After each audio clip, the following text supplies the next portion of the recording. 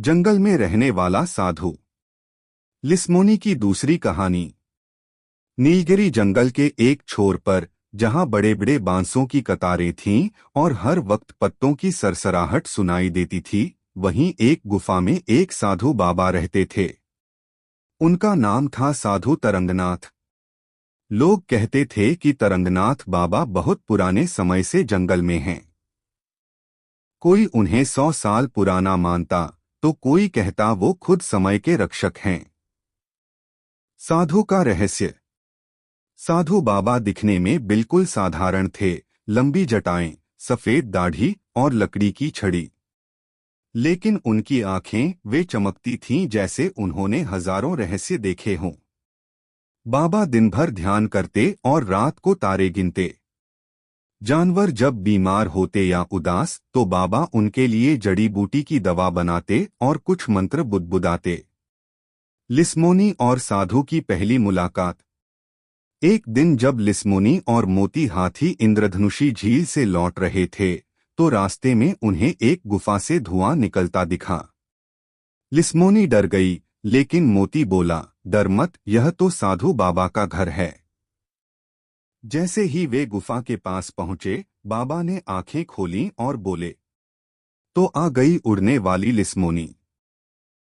मैं तुम्हारा इंतजार कर रहा था। लिस्मोनी हैरान रह गई, आपको मेरा नाम कैसे पता? बाबा मुस्कराए और बोले, इस जंगल की हर हलचल मेरी सांसों में गूंजती है। साधु की सीख। साधु बाबा ने लिस्मोनी को एक खास चीज दी, एक छोटी सी घंटी, जिसे हिम्मत की घंटी कहा जाता था। जब कभी तुम डर जाओ, बस इसे बजा देना, बाबा ने कहा। यह तुम्हें याद दिलाएगी कि तुमने क्या कुछ हासिल किया है। उस दिन के बाद लिस्मोनी जब भी मुश्किल में पड़ती, वह घंटी बजाती और उसे अपने भीतर की शक्ति महसूस होती। जंगल की रक्षा। धीरे धीरे बाबा और लिस्मोनी अच्छे दोस्त बन गए। साधु बाबा ने उसे पेड़ों से बात करना सिखाया, जानवरों की भाषा समझना सिखाया, और यह भी बताया कि जंगल की रक्षा कैसे करनी चाहिए। अंत में, जब भी कोई नया प्राणी जंगल में आता, लिस्मोनी उसे साधु बाबा के पास ले जाती। और बाबा सबको यही सिखाते, ताकत बाहरी नहीं, भीतर होती है। जो अपने डर को जीत ले, वही सच्चा वीर होता है।